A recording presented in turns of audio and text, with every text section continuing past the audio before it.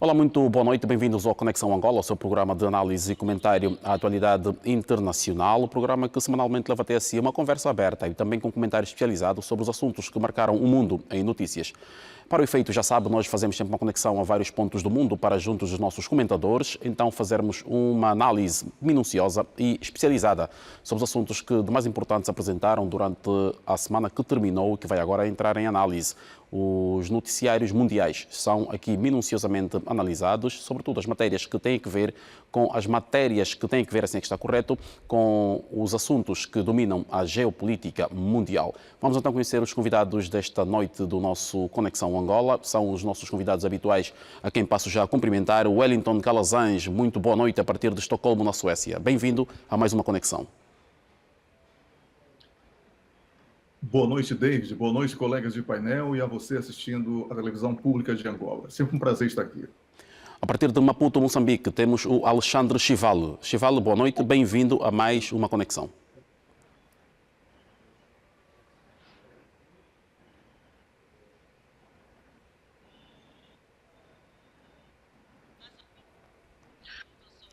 Boa noite, David. Boa noite aos companheiros. Boa noite a todos os telespectadores da TPA. É sempre um prazer estar aqui na vossa presença. Muito obrigado e vamos também cumprimentar o professor Matias Pires a partir de Luanda. Professor, boa noite, bem-vindo a mais uma Conexão.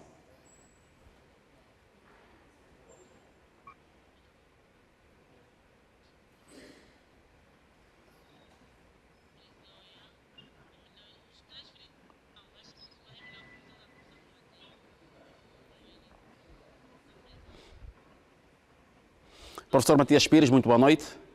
Consegue ouvir-nos? Boa noite, David. Boa noite, David. Boa noite, telespectadores. Boa noite, colegas de painel. E vamos começar então a análise de hoje pela cimeira recém-terminada na República Democrática do Congo, em Kinshasa, portanto a 42ª cimeira da Organização dos Estados da África Austral, e que queria começar pelo Alexandre Chivale. Chivale, a situação de insurgência no norte de Moçambique, mais propriamente na província de Cabo Delgado, foi um dos assuntos que dominou esta cimeira. Como é que encarou a resolução que aprova então o prolongamento da missão militar da SADC em Cabo Delgado? Bom, eu recebi com algum agrado, mas também sem surpresa, porque infelizmente a situação em Cabo Delgado ainda continua, diria, estacionária. Temos boa parte da zona norte de Cabo Delgado controlada pelas forças da SAMIM e do Ruanda, além, obviamente, das forças de defesa e segurança de Moçambique, mas ali e acolá tem havido alguns ataques esporádicos e, sobretudo, por estes dias, anda-se pelos distritos de Inangá e Muidumbi. Portanto, depois de desativada uma das principais bases, chamada Base Catupa, que era um dos últimos bastiões dos terroristas. Portanto, há ainda algumas movimentações que resultam destas investidas das Forças de Defesa e Segurança e, portanto, no momento de fuga, os terroristas têm estado a semear algum campo. Portanto, ainda nota-se algum espectro de insegurança em alguns distritos, pelo que a presença das forças da SAMIM, obviamente, que é sempre bem-vinda, e vamos ver até quando é que conseguirão estabilizar em definitiva a situação de Cabo Delgado, mas, obviamente, não estava à espera de outra resolução que não fosse essa da extensão do prazo da presença da SAMIM, e tanto quanto pude ver, desta vez até sem prazo, o que, de certo modo, flexibiliza um pouco a presença dessas tropas. E a ver, vamos, mas até aqui temos mesmo que nos congratular pelo excelente trabalho que tem sido desenvolvido pelas Forças de Defesa e Segurança de Moçambique, pelas forças do Ruanda e da SAMIM, que, de certo modo, têm contribuído para que boa parte da população regresse às suas zonas. Infelizmente, isto ainda não é acompanhado pelo regresso total ou algum sinal de regresso da Total, passa a repetição, porque, enfim, há alguns condicionalismos que são colocados pela própria Total, que na sua ótica, do ponto de vista de segurança, ainda não há garantias suficientes de que poderão, enfim, poderão desenvolver as suas atividades de exploração do gás sem que haja essa perturbação da ordem de segurança e tranquilidade pública. Alexandre, quem também mencionou esta prorrogação como um ponto muito positivo da organização foi o presidente da África do Sul, que se manifestou satisfeito.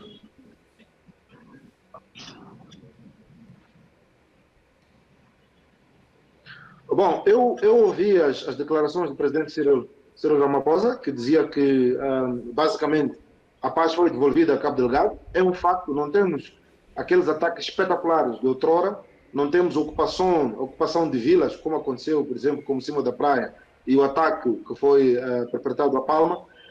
Entretanto, há, enfim, alguns sinais de algumas ameaças. Portanto, não deixa de ser verdade o que disse o presidente Cyril Ramaphosa, que, de facto, a paz foi devolvida a Cabo Delgado, pelo menos comparado ao que aconteceu há um ano e meio, tanto em que, claramente, as populações andavam em debandada, a maior parte delas se refugiando na cidade capital, que é Pemba. Mas, portanto, a partir de hoje, como conseguimos ver que há populações que voltam às suas zonas de origem, o que, de facto, conjuga com o que disse o presidente Cyril Ramaphosa. Espero que esta paz venha para durar e se consolidem os ganhos, indo até, de certo modo, progressivamente, conquistar outras posições, de modo a que os terroristas não tenham sequer campo de manobra para aumentar as populações. Alexandre, embora se reconheçam os avanços e, portanto, um sucesso desta missão internacional em Moçambique, houve a aprovação por parte dos líderes da SADC, mas não se falou do orçamento que implica esta prorrogação da missão em Moçambique.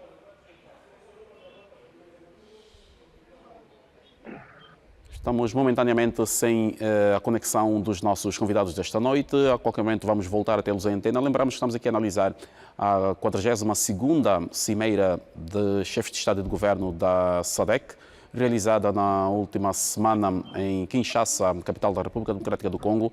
Lembramos que a República Democrática do Congo, pelo seu presidente Félix Tshisekedi, assumiram a presidência rotativa da SADC para o mandato 2022-2023. Esta cimeira, que teve como tema principal a questão da industrialização do continente, acabou por centrar-se em assuntos que têm a ver com a instabilidade que assola alguns países da sub-região, portanto, nomeadamente a situação no norte de Moçambique, onde em Cabo Delgado uma força internacional apoia o exército moçambicano no combate a insurgentes que desde 2017 levavam o terror e instabilidade àquela região, que chegou a fazer com que o governo moçambicano declarasse estado de guerra naquela região do país. E ainda assim, os apoios têm sido bem acolhidos pela população moçambicana e também pela comunidade internacional, e nesta cimeira foram apresentados dados que então apontam para um avanço significativo e uma presença positiva das forças da SADC e do Ruanda, que apoiam o exército moçambicano no combate aos insurgentes que operavam na região norte de Moçambique, mais concretamente na província de Cabo Delgado. Vamos então continuar a ouvir a opinião do Alexandre Chivalo sobre esta situação. Chivalo, falávamos aqui da questão dessa prorrogação da missão da SADC, que foi aprovada então pelos chefes de Estado e de Governo nessa cimeira de Kinshasa, mas nada se disse sobre o orçamento que vai suportar esta prorrogação da permanência das forças estrangeiras em Moçambique. Bom, ao se não falar do orçamento, significa que a situação está cautelada.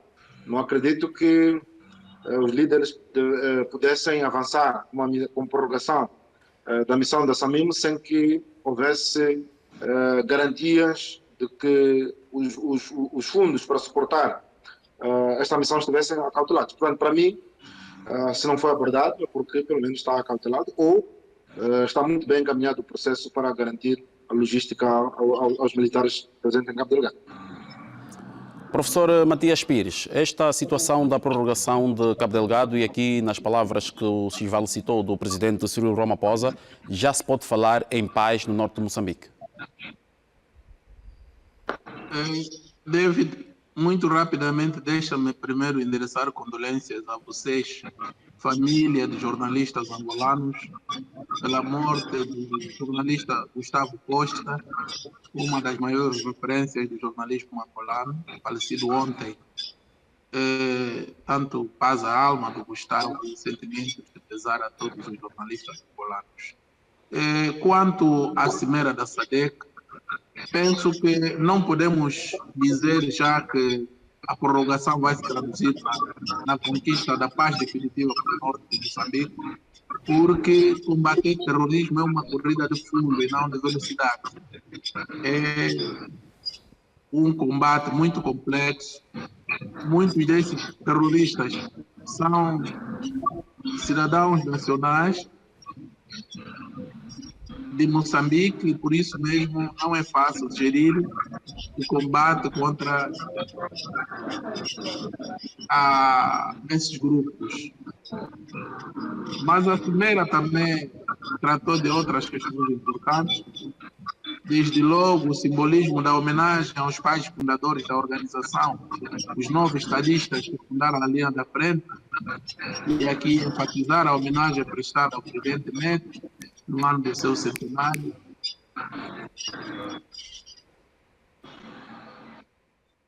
Portanto, penso que é um dos aspectos a considerar. Também a recomendação feita para a União Africana, brevemente discutir esta lei punitiva e unilateral dos Estados Unidos, dirigida aos Estados africanos que se mostrem receptivos em cooperar com a Rússia. Penso que foi uma decisão muito corajosa dos países da SADC. Aqui dizer que, por ocasião dessa cimeira, curiosamente, o ministro da Defesa da RDC, o senhor Gilbert Cabandá, participava de uma conferência, portanto, a Conferência Internacional, Conferência de Moscou sobre Segurança Internacional, onde apresentou desenvolver contactos em prol de um eventual apoio militar russo à RDC.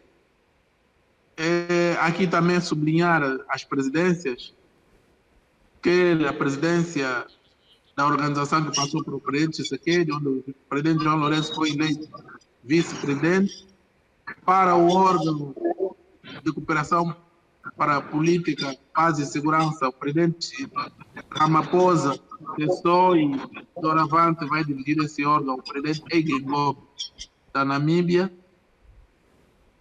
De resto, são questões normais, como a eleição da senhora Angel Tumba, cidadã da RDC, para secretária executiva adjunta da SADC,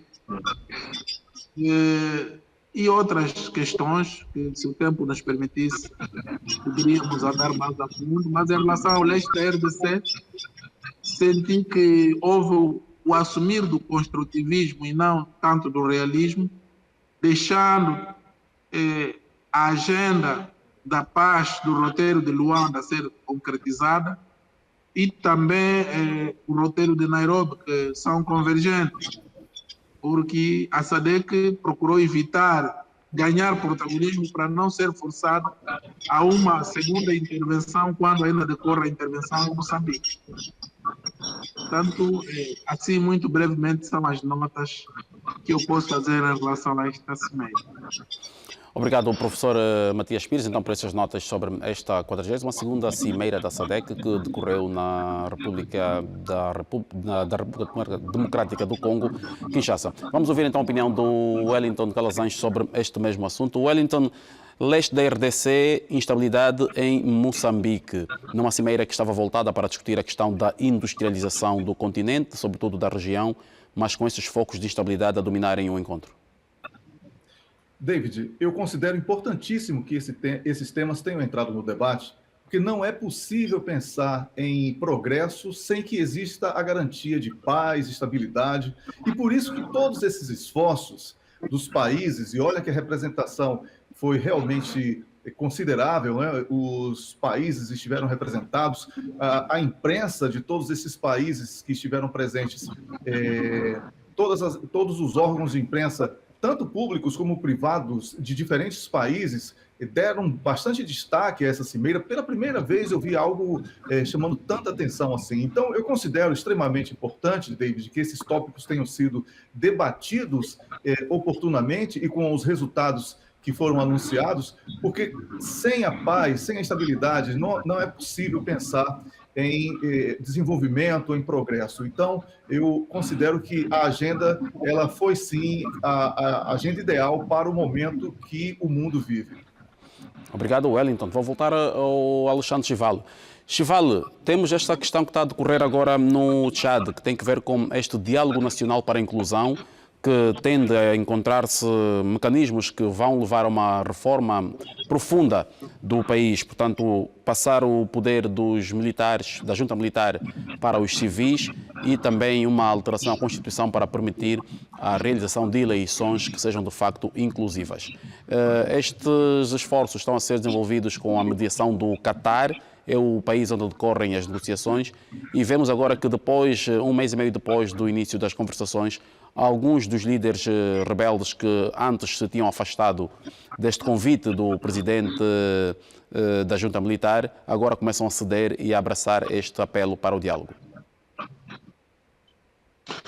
Bom, eu creio que justifica-se esta mudança de posicionamento dos líderes rebeldes que antes alimentavam o ceticismo sobre a possibilidade de termos algum sucesso nesta cimeira de Doha, justamente porque eram os principais, estamos a falar dos principais líderes rebeldes que, enfim, aliaram-se ao processo do princípio, mas com a mudança da abordagem que tem que ver, nomeadamente, com esta profunda reflexão sobre a alteração constitucional, o acordo que há, pelo menos a ideia que há, relativamente à necessidade de transferir o poder militar para os civis, creio que muda muito a forma de se pensar o processo de paz no Chad. Por isso é que acredito que há ter sido por isso que houve uma mudança de abordagem por parte dos principais líderes rebeldes, daí abraçar. Agora, sobre se vai ser possível chegarmos até lá.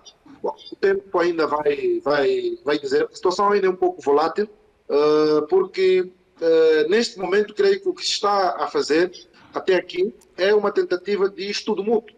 Portanto, estabelecer uma base de confiança que permitirá, obviamente, discutir outro tipo de agendas. Mas até aqui notamos que, pelo menos, o espectro de confiança está a crescer a cada dia, como disse muito bem, se no princípio era só um grupo que estava a negociar com o presidente da junta militar, agora temos os remanescentes líderes rebeldes a juntarem-se a isso. Significa que está-se a encontrar uma plataforma de confiança que permita caminhar firmemente para um processo de paz. Agora, obviamente, não esperemos que isto aconteça de forma tão rápida. Aliás, primeiro é preciso criar confiança, mas também há uma série de garantias que têm que ser dadas de parte a parte para que possamos ter um final feliz. Mas eu acredito que ele vai ser conseguido. Sobre quando que isso vai ser conseguido, aí esta é uma incógnita que acredito que pode levar mais algum tempo. Obrigado, Chivalo. Wellington Calazans, estamos aqui diante de uma situação que, portanto, apoquenta mais uma região, algo instável no próprio continente. O desfecho desta iniciativa da Junta Militar do Chad poderá também influenciar o que virá a acontecer tanto no Mali quanto no Sudão do Sul, por exemplo? Olha, certamente que sim, mas também já decorre aí de um modelo aplicado com sucesso por Angola, que é o diálogo entre todas as forças. Somente dessa maneira é possível encontrar a solução. E esse know-how que foi consolidado por Angola desde a assinatura do Acordo de Paz, e que, felizmente, não é, se estende e deverá se estender agora por toda a vida, esperamos isso, passou a ser uma referência positiva na tentativa de encontrar soluções para conflitos no continente africano. Então, é sim um orgulho que o povo angolano vai ter, porque é um modelo que foi aplicado em Angola com sucesso, e observamos essa situação do Chad, que a busca de todas as forças, inclusive aquelas que tinham se retirado do país, respondendo crimes nos tribunais internacionais, etc., todas essas forças agora juntas em torno de soluções pacíficas, através de entendimentos. São 1.400 delegados do governo militar, sociedade civil, partidos de oposição, sindicatos e grupos rebeldes, todos eles juntos na busca de soluções. Então, David, estou bastante otimista, espero que realmente possamos ter, nos próximos programas aqui, muito a celebrar sobre isso. Obrigado, Wellington. Vamos ouvir então o professor Matias. Professor, Wellington lembrou aqui essa questão do número de delegados presentes, 1.400. Um dos principais líderes rebeldes que já vivia exilado há mais de 10 anos e que já tinha uma condenação à revelia no Chad, teve a garantia das autoridades chadianas que podia voltar para o país para abraçar esta iniciativa de diálogo nacional. Lembramos, professor, que desde 2021 que morreu Idriss Déby, o poder foi assumido pelo seu filho Mahamat Déby, portanto o general e chefe dessa junta militar, que também já mandou emissários para Luanda consultar o presidente João Lourenço. David, vou começar aí onde terminou, socorrendo-me aqui do raciocínio do Wellington, sobre o papel de Angola, que é uma referência em termos de paz em África, para dizer que, por isso mesmo, pelo reconhecimento dessa competência de Angola, o acordo foi assinado recentemente em Doha, contou com a presença do ministro das Relações Exteriores de Angola, embaixador Tete Antônio, que, como sabeis, é um profundo conhecedor da política africana. Não é por acaso que, antes de vir exercer funções políticas no nosso executivo, foi o embaixador de todo o continente junto das Nações Unidas. E, nesse sentido, Angola, participando, portanto, emprestou a sua experiência, contribuindo para a paz. Agora, o que me deixou preocupado é o número elevado de grupos rebeldes. Fala-se em 40 grupos, é muita gente. Mas eu enfatizo aqui o grupo que eventualmente terá estado envolvido na morte do presidente Idriss Déby Itno, a 20 de abril do ano passado, que é a Frente para a Alternância e Concórdia do Chad, o conhecido FAC. Portanto, parece-me ser um dos grupos mais robustos, no sentido negativo. Mahamat Idriss Déby precisa, este momento que o Chivale chamou de estudo mútuo, por um lado, porque, tendo em conta a natureza da forma como ele conquistou o poder, sofre sempre alguma contestação da sua legitimidade. Então, é preciso abrir mãos, estender a mão aos rebeldes para que essa agenda de reconciliação e de pacificação possa dar-lhe alguma legitimidade de liderança. Também há, naturalmente, a pressão internacional. A outra nota que é importante ter é que a questão da paz no Chad não pode ser olhada apenas na vertente interna. É preciso abordar a paz no Chad olhando para a geopolítica do Sahel, porque a situação da instabilidade no Chad acaba por estar associada à instabilidade na Líbia, no Mali, no Níger, no Burkina Faso e, de alguma forma, na Mauritânia, que ultimamente conhece algum relativo sossego. Penso que isso é importante. Aqui também a República Centro-Africana pode ser considerada também como um fator que influencia as dinâmicas de estabilidade, porque esses grupos rebeldes, como andam em circuitos clandestinos e depois com conexões religiosas e étnicas no seio desses países, tanto a abordagem deve ser sub-regional e não apenas nacional. Obrigado, professor Matias. E é consigo que vamos continuar agora olhando para outra situação que também fez correr bastante tinta a nível da imprensa internacional, que tem que ver com o posicionamento que já eles chamam posicionamento firme do Mali. O Mali decidiu apresentar um documento ao Conselho de Segurança das Nações Unidas, acusando a França de estar a fomentar a insurgência na região, espionagem e também de dar apoio a grupos jihadistas. Portanto, Bamako aponta mesmo o dedo ao governo de Paris, com acusações muito fortes diante do Conselho de Segurança da ONU. Bom, esta posição do Mali, lembro os telespectadores, ocorre numa altura em que o presidente Emmanuel Macron fez visita a países muito próximos do Mali e também prevê visitar muito brevemente a Argélia, que fica, as visitas anteriores foi a sul do Mali, a Argélia fica na fronteira norte do Mali. Portanto, o Mali definitivamente quer livrar-se desse conceito pernicioso de França-África, pediu para acabar com a Operação Barkhane da França e não quer a mínima presença direta ou indireta da França em solo maliano.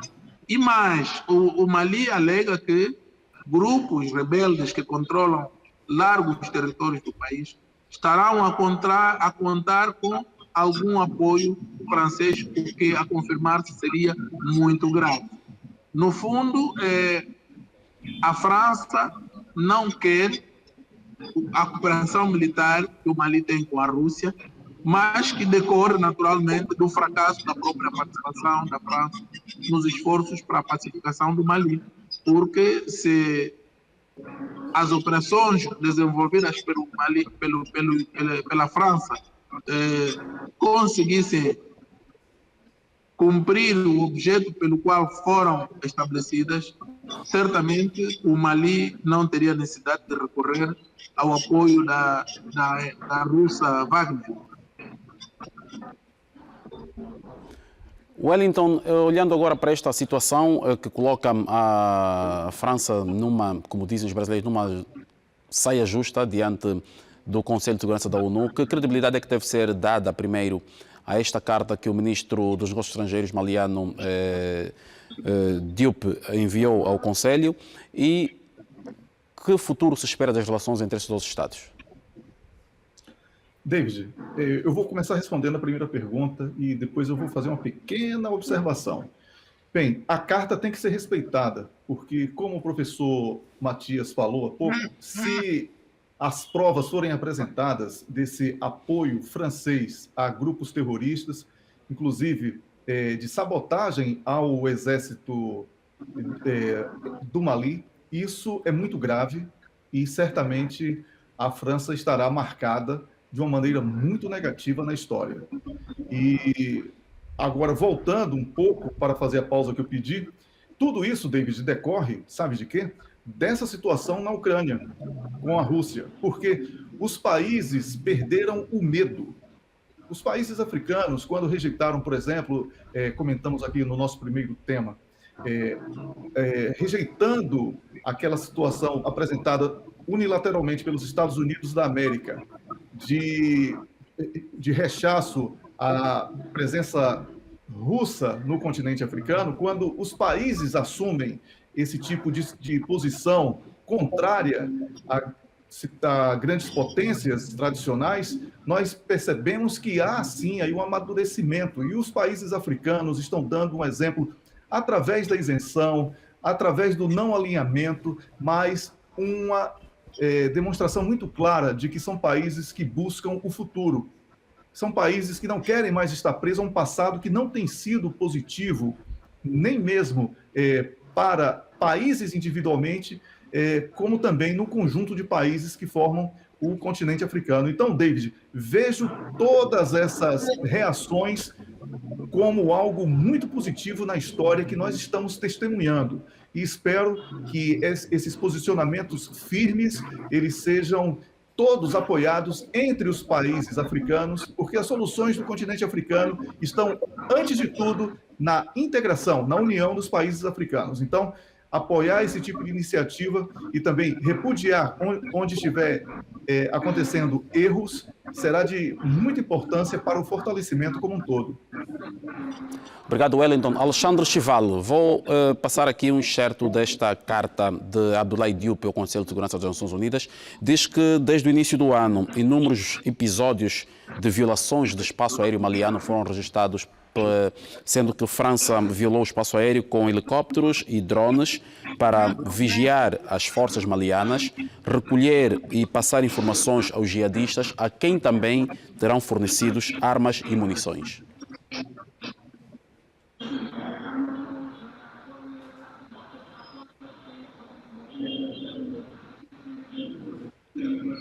Chival?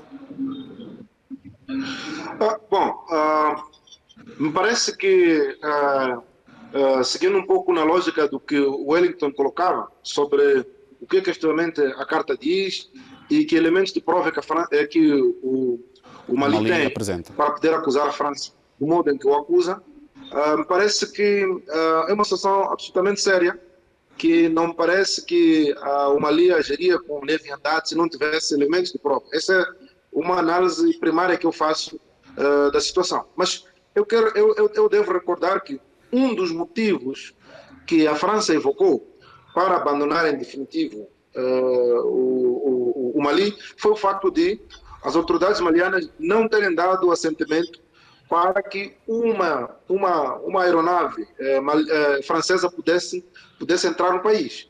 O que significa que, quando se faz essas acusações de espionagem por via do espaço aéreo, envio de drones, creio que há de haver algum que é de verdade. Agora, ao fazer uma acusação destas ao Conselho de Segurança das Nações Unidas, bom, é um aviso muito sério que está a ser dado pelas autoridades malianas. Isto por um lado. Por outro, podemos nós perceber que, de uns tempos a esta parte, a África tornou-se, diríamos, a placa giratória da geopolítica mundial, pelo menos no que se refere ao conflito na Ucrânia. Não é? O professor Matias já nos falava das visitas que foram feitas pelo presidente Macron para alguns países que não são por si só de mera coincidência. Tem um pouco a ver com o facto da França ter percebido que está a perder algum protagonismo em países africanos, por isso anda atrás de outros aliados. Só espero que essa procura de outros aliados não signifique procurar aliados para desestabilizar os países vizinhos. Não é? Nós estamos a falar há bocado do Chad, e agora estamos a falar, obviamente, do Mali, e o professor Matias muito bem dizia que é preciso enquadrar isso sempre na perspectiva do Sahel, não é? Obviamente. Agora, não restam dúvidas para mim que a presença de tropas russas, no caso da Wagner, isto de certo modo irrita os franceses, daí partindo, obviamente, para esse tipo de atividades que hoje o próprio Mali acusa a França de poder estar a desencadear, e obviamente o que significa que neste momento a França já percebeu que está a perder protagonismo e haverá que fazer qualquer outra coisa. Aqui, sem querer usar a teoria de conspiração, haverá que fazer qualquer outra coisa para que ela continue a ser vista como indispensável na região. Daí que, provavelmente, porque não temos elementos de prova, este apoio que é feito aos rebeldes, obviamente pode significar que a França está à procura de uma forma de considerar, justificar a sua presença em território maliano. Mas, acima de tudo, é essa visão da África francófona.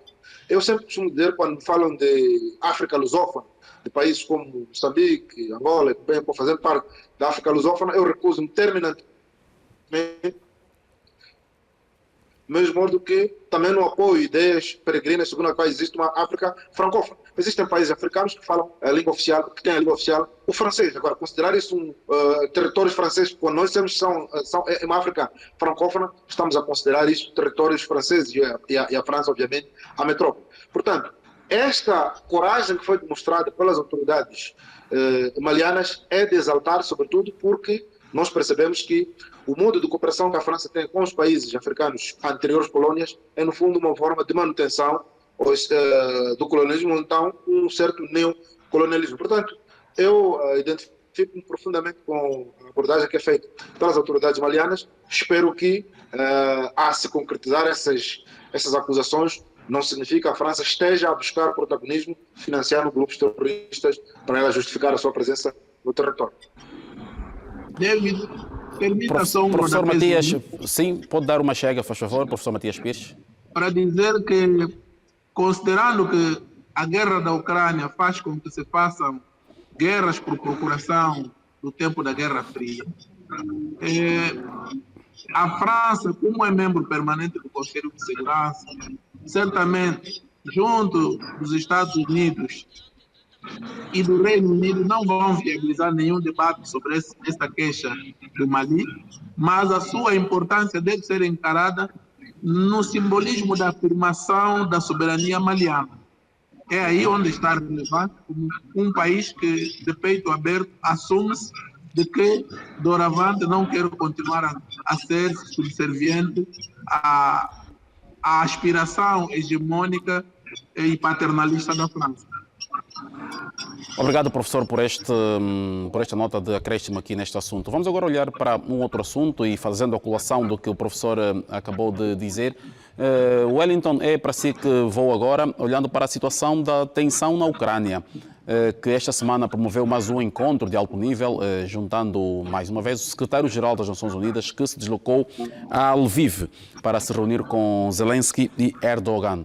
Entretanto, em termos de resultados, parece que temos um pouco de mais do mesmo. David, não haverá solução para essa situação na Ucrânia sem a conversa permanente com a Rússia. Por mais que tentem tirar Vladimir Putin ou a representação russa das grandes decisões, somente através da união de todos eles numa mesma sala e do diálogo será possível colocar um ponto final nessa situação. Até porque sabemos e temos dito aqui no programa que a Ucrânia é apenas uma ferramenta da NATO para todo esse distúrbio.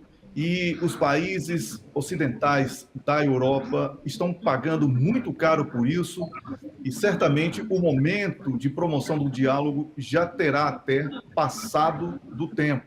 Então, David, a falta de resultados que você acusa aí na sua pergunta é exatamente em decorrência dessa impossibilidade de encontrar uma solução sem trazer um dos principais atores de tudo isso, que é Vladimir Putin. Sem essa conversa entre Nações Unidas, Vladimir Putin e Volodymyr Zelensky, nada será resolvido. Já chegou o momento de fazermos isso antes que aconteça uma escalada nuclear. Wellington, um outro assunto que também decorre desta ida, mais uma, de Guterres à Ucrânia, é que continuam as investigações ao ataque à cadeia ucraniana, onde morreram 50 pessoas. Rússia e Ucrânia trocam acusações. Este assunto já suscitou a preocupação da comunidade internacional, que está agora a criar uma comissão internacional para investigar o caso. E para o efeito, António Guterres indicou um general brasileiro com mais de 40 anos de carreira militar, já esteve em missões internacionais no Haiti e na República Democrática do Congo. Portanto, é o general Santos Cruz, que também foi ministro de Jair Bolsonaro, que é indicado para então chefiar esta investigação. Exatamente, eu conversei rapidamente com ele ontem e pretendo trazê-lo aqui na TPA para que possamos conversar com ele sobre o tema de uma maneira mais aprofundada. Mas posso lhe garantir, David, que é uma pessoa extremamente preparada, um profissional, mesmo estando na reserva, sempre esteve muito atento aos movimentos, participou de missões das Nações Unidas muito relevantes, uma delas no Congo, e está preparado. É importante destacar aqui, David, que apesar da imprensa falar sobre uma investigação das Nações Unidas através do Conselho de Segurança na Ucrânia, essa foi uma iniciativa da Rússia, porque a Rússia diz ter documentos vastos que comprovam que os ataques foram promovidos pelos ucranianos. Então, como você falou, há aí uma disputa de narrativa e vamos ver qual será o resultado disso. Wellington, esta situação desta investigação também remete-nos para essas acusações, portanto, que a Rússia faz contra Kiev, e a Kiev também diz que foi, e a Rússia tem dito que estes documentos de que o Wellington falou agora também atestam que foi a Ucrânia que terá atacado usando armamento norte-americano que foi cedido à Ucrânia. Entretanto, nesta semana também, Wellington, houve relatos de ataques ou de explosões registrados na Crimeia. Portanto, a Crimeia é uma região que está ocupada e anexada pela Rússia, e de forma não oficial a Ucrânia assume que tem estado a efetuar esses ataques. Exatamente, David. Os equipamentos utilizados pela Ucrânia, eles são equipamentos doados pelos países ocidentais, especialmente agora, nesses últimos meses, pelos Estados Unidos da América. É uma disputa de narrativa, porque estamos falando aqui de uma guerra. E numa guerra, a imagem de um país que ataca de uma maneira brutal, como nesse caso, né, atingindo prisioneiros, pode ser manchada e isso pode atingir instâncias internacionais que poderão condenar os responsáveis por esses atos no futuro.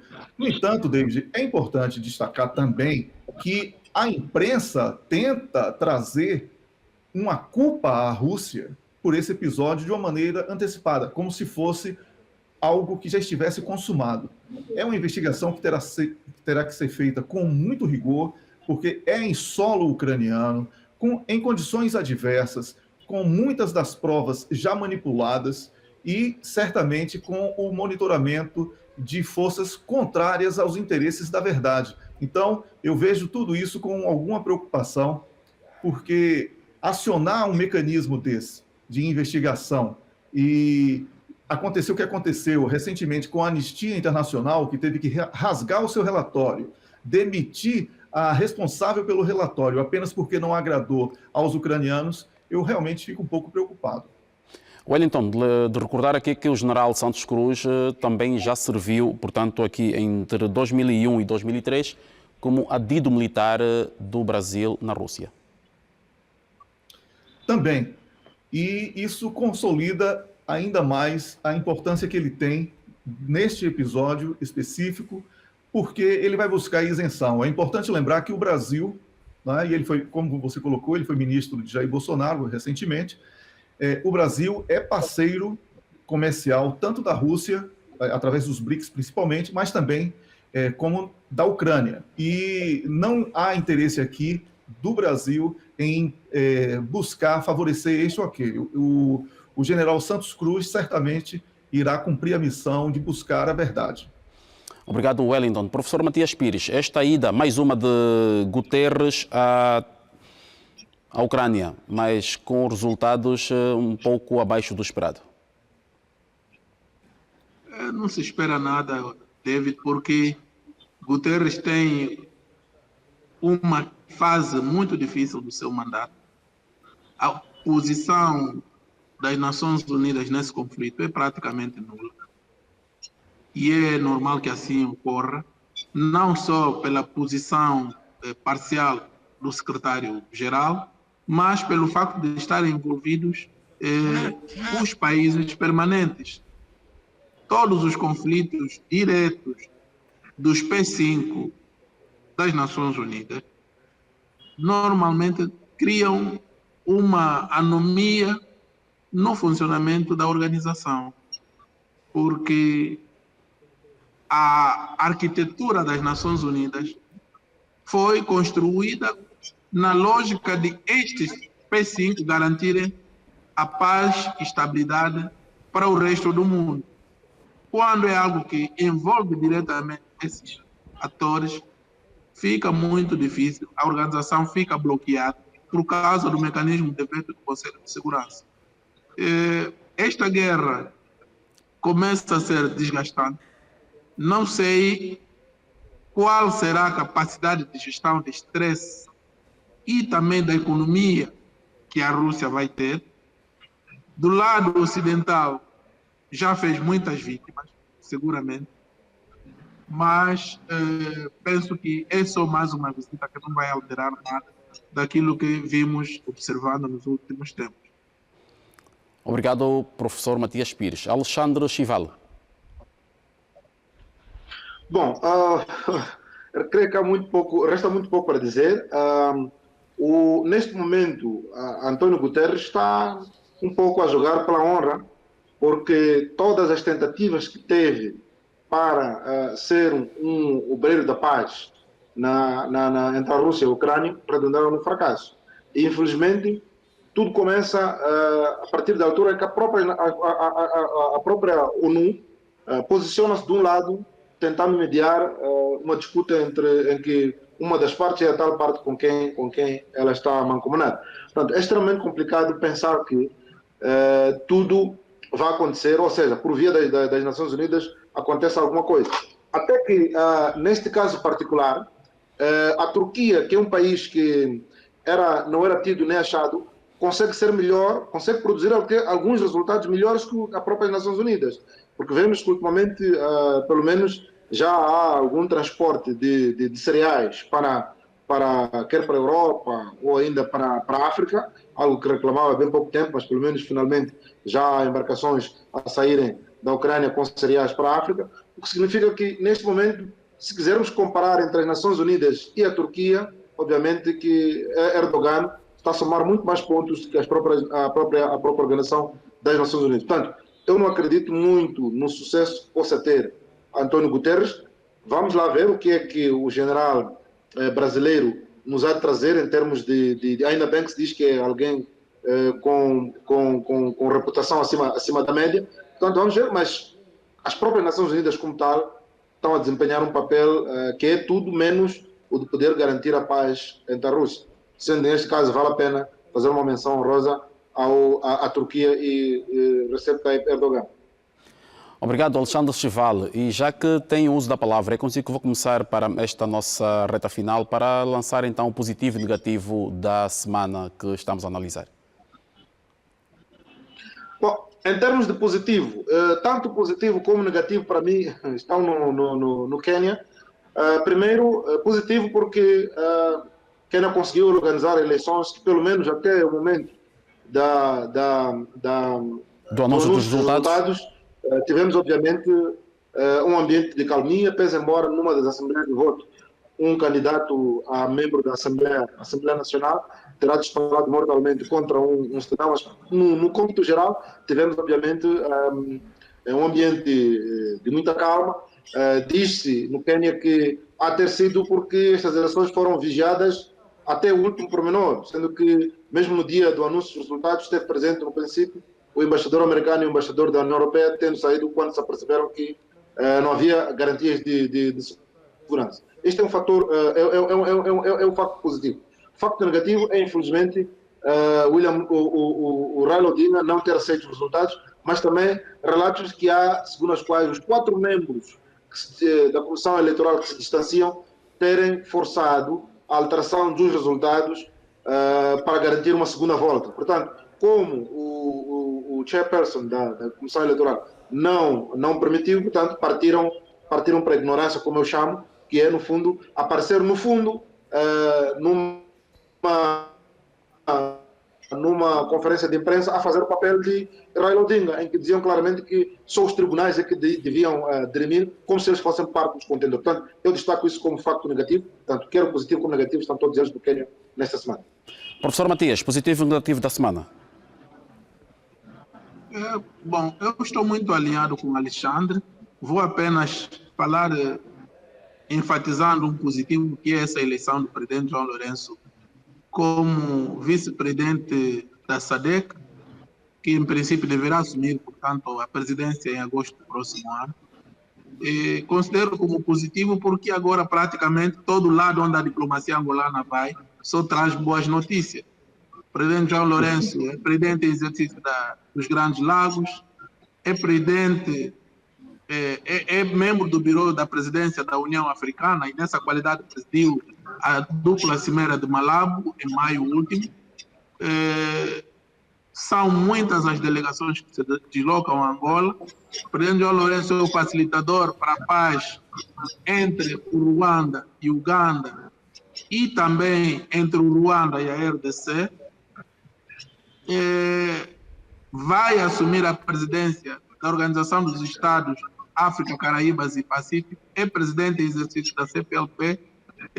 Por isso mesmo, David e telespectadores, a campanha eleitoral que decorre, a agenda externa praticamente não existe, porque o presidente João Lourenço entra nessas eleições com uma imagem irretocável e isso tem estado a fazer com que não haja possibilidade da oposição, por exemplo, poder apresentar ideias alternativas, sabem que é um ponto muito forte do candidato João Lourenço. Obrigado, professor Matias Pires. Wellington de Calazans, positivo e negativo. Positivo, eu vou acompanhar um pouco o que o professor Matias Pires falou. Mais um ciclo eleitoral em Angola e isso é muito importante. Eu que estava em Angola, vivia em Angola no período da assinatura dos acordos de paz, um pouco antes disso eu estava aí também, uma fase mais dura, e sei da importância de uma eleição como um dos elementos importantes na democracia. Então, eu considero esse ciclo eleitoral mais algo muito importante e que o povo angolano saberá valorizar e fazer a melhor escolha. Negativo, David, vai para essa incapacidade dos governantes dos países membros da NATO de observarem o sofrimento dos povos. A inflação é uma realidade em todos os países, inclusive aqui na Suécia e nos outros nórdicos, que muitos diziam que iria demorar de chegar. Já chegou e há sofrimento, David. Esse é o negativo. Obrigado, Wellington. E agradeço também de forma extensiva ao Alexandre Chival e ao professor Matias Pires. Lembro ao caro telespectador que tivemos hoje a conversa com o Wellington Calazans, que nos falou a partir de Estocolmo, na Suécia. O professor Matias Pires esteve a falar-nos a partir de Luanda, aqui a capital de Angola, e o Alexandre Chival esteve a falar-nos a partir de Maputo, a capital de Moçambique. Os três foram os nossos convidados da edição de hoje do Conexão Angola, onde estivemos a analisar várias situações e assuntos que marcaram o mundo em notícias, em todos os canais de notícias internacionais. Nós ficamos por aqui, pedimos apenas que mantenha-se em contacto com os nossos canais de informação, além da TPA Notícias, TPA1, TPA2, poderá também acompanhar-nos sempre que puder no Instagram da TPA Notícias para manter-se sempre informado, porque aqui a informação é sempre de primeira. Boa noite e até o próximo programa.